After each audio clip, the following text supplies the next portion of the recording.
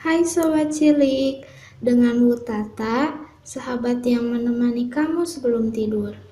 Untuk sahabat cilik, jika ada permintaan mendengar dongeng lainnya, silahkan tulis judul dongeng di kolom komentar. Dan jangan lupa klik tombol like, share, and subscribe ya. Selamat mendengarkan. Singa bukan lagi raja hutan. Alkisah di sebuah hutan, ada seekor kancil yang mengklaim dirinya sebagai raja hutan. Singa yang mendengar hal tersebut menjadi sangat marah. Berani-beraninya si kancil menyebut dirinya raja hutan, padahal jelas-jelas akulah sang raja hutan.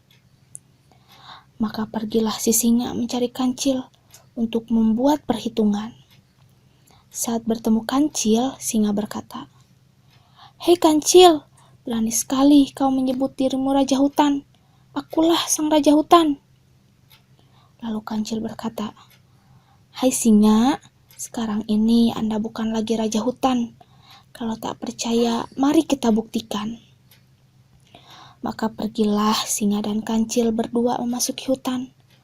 Tak lama mereka bertemu dengan kelinci. Saat kelinci melihat kancil, dia tenang-tenang saja. Tetapi saat melihat singa di sebelah kancil, dia langsung lari terbirit-birit. Namun si kancil yang cerdik berkata, "Lihat, kelinci saja takut padaku. Akulah sang raja hutan." Singa tak bisa menerima. Dia minta bukti lagi. Maka berjalanlah mereka makin masuk ke dalam hutan. Lalu mereka bertemu dengan seekor serigala. Tentu saja serigala tak takut pada kancil. Namun saat melihat singa di samping kancil, serigala juga lari pontang-panting. Sekali lagi, kancil mengklaim dirinya sebagai raja hutan. Singa yang mulai ragu meminta pembuktian sekali lagi. Bertemulah mereka dengan seekor zebra. Tentu saja zebra tak takut pada kancil. Namun saat melihat singa di samping kancil, zebra langsung lari. Akhirnya si singa berkata, "Ternyata benar, sekarang kamulah sang raja hutan."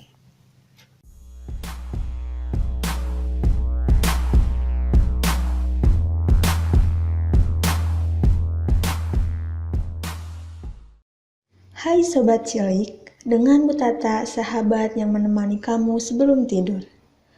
Untuk sahabat cilik, jika ada permintaan mendengar dongeng lainnya, silahkan tulis judul dongeng di kolom komentar ya. Dan jangan lupa klik tombol like, share, dan subscribe ya. Selamat mendengarkan. Kisah pemuda dan tas jelek. Seorang lelaki bijaksana berjalan menuju kota. Di tengah perjalanan, dia bertemu pemuda yang terlihat sedih. Lelaki bijaksana menghampirinya dan bertanya, "Tuan, kau kelihatan murung. Apa yang membuat hatimu sedih?" Si pemuda itu mengangkat tasnya yang jelek dan berkata, "Aku tidak punya apa-apa lagi. Aku hanya punya tas jelek ini." "Kasihan sekali," kata lelaki bijaksana. Dia ingin membantunya agar si pemuda tidak sedih lagi.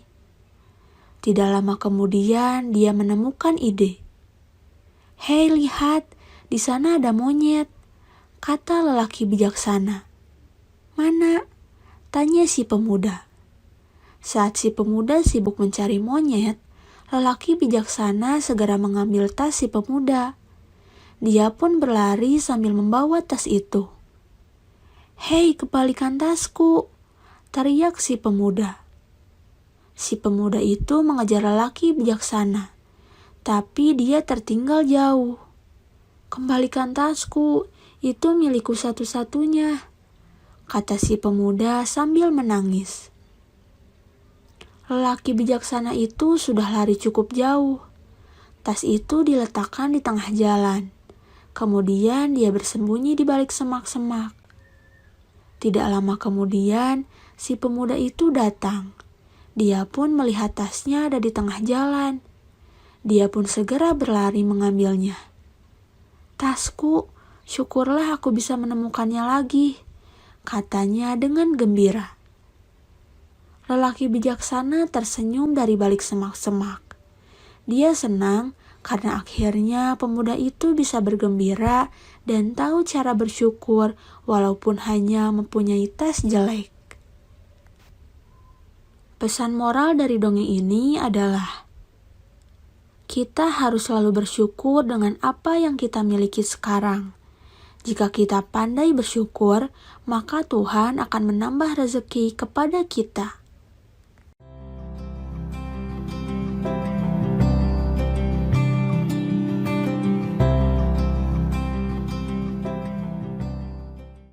Hai Sobat Cilik, dengan Bu Tata, sahabat yang menemani kamu sebelum tidur. Untuk sahabat cilik, jika ada permintaan mendengar dongeng lainnya, silahkan tulis judul dongeng di kolom komentar ya. Dan jangan lupa klik tombol like, share, dan subscribe ya. Selamat mendengarkan. Dua pemburu baik hati. Dua orang pemburu terlihat berjalan masuk ke hutan. Mereka hendak memburu hewan. Terlihat senapan di punggung keduanya. Meskipun mereka pemburu, tapi mereka adalah pemburu yang sangat baik. Setiap berhasil menangkap hewan, mereka selalu membagikan hasil buruan itu ke semua orang. Mereka rela tak makan hasil buruan, asalkan semua penduduk menerima bagian. Sekarang mereka sudah berada di tengah hutan, siap untuk mencari hewan buruan. Wah, ternyata keberuntungan bersama mereka. Mereka langsung menjumpai seekor rusa yang tengah makan. Tentu saja mereka akan memburu rusa itu. Kedua pemburu itu berjalan mendekati rusa dengan mengendap-endap. Tiba-tiba, salah satu pemburu tak sengaja menginjak ranting kering. Rusa pun langsung sadar bahwa ada yang sedang mengintainya. Seketika, rusa berlari sekencang-kencangnya. Para pemburu dengan sigap menembakkan senapan mereka. Tapi sayang, semua tembakan mereka meleset. Kedua pemburu itu pun mengejar rusa tersebut. Namun meski lari kedua pemburu itu kencang, rusa bukanlah tandingan mereka. Mereka pun kehilangan jejak rusa. Karena kecapean, kedua pemburu itu berhenti mengejar rusa.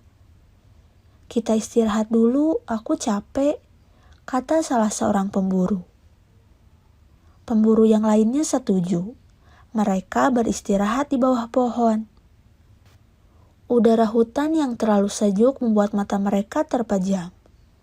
Tapi keduanya tertidur dengan posisi yang aneh. Kaki keduanya saling tumpang tindih dan wajah mereka berhadapan.